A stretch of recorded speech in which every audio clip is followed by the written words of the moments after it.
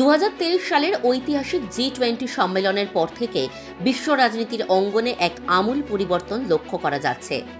একসময় যা ছিল কেবল উন্নয়নশীল দেশগুলোর একটি ভৌগোলিক সংজ্ঞা, সেই গ্লোবাল সাউথ আজ বিশ্ব অর্থনীতির চলন শক্তি হিসাবে কাজ করছে। আর এই পরিবর্তনের কেন্দ্রে রয়েছে ভারত। 2026 সালের মার্চ মাসে দাঁড়িয়ে আন্তর্জাতিক বিশ্লেষকরা একমত, এশিয়া, আফ্রিকা এবং লাতিন আমেরিকার দেশগুলো এখন আর ওয়াশিংটন বা ব্রাসেলসের দিকে নয়, বরং নিজেদের স্বার্থ রক্ষায় নয়াদিল্লির দিকে তাকিয়ে থাকে।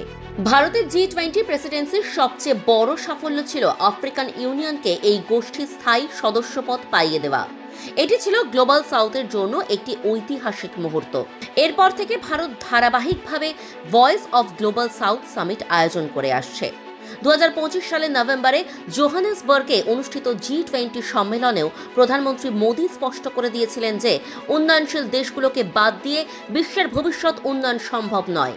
বিশ্বের প্রভাবশালী দেশগুলোর গোষ্ঠী G7 এর উন্নত দেশগুলোর বদলে ভারত কেন গ্লোবাল সাউথের ভরসা হয়ে উঠল, তার পেছনে কাজ করছে তিনটি প্রধান কারণ।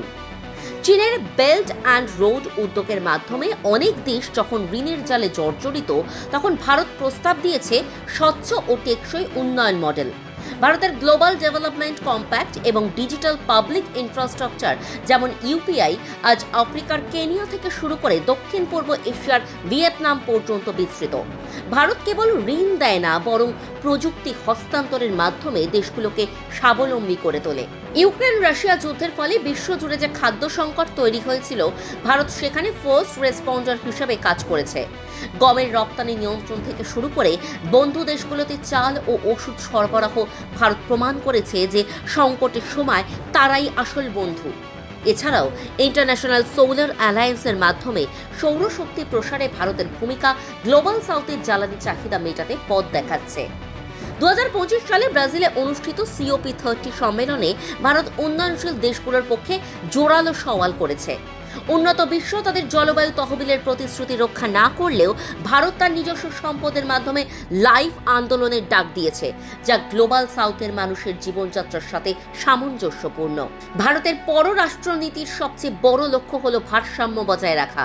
2026 সালের ফেব্রুয়ারি মাসে ফরাসি প্রেসিডেন্ট ইমানুয়েল ম্যাক্রোর ভারত সফরের সময় এটি আবারও প্রমাণিত হয়েছে।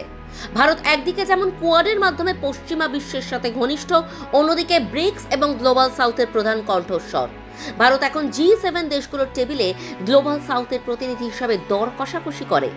বিশেষজ্ঞদের মতে ভারত এখন আর কেবল নন অ্যালাইন দেশ নয়, বরং সে এখন বিশ্ববন্ধু, যে কিনা উন্নত এবং উন্নয়নশীল বিশ্বের মধ্যে সেতু বন্ধন তৈরি করেছে।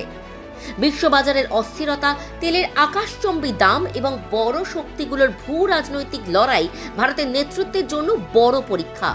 2026 সালের মাঝামাঝি সময় ভারত যখন ব্রিক্সের সভাপতিত্ব গ্রহণ করবে, তখন গ্লোবাল সাউথের দেশগুলোর প্রত্যাশা থাকবে আকাশচুম্বী।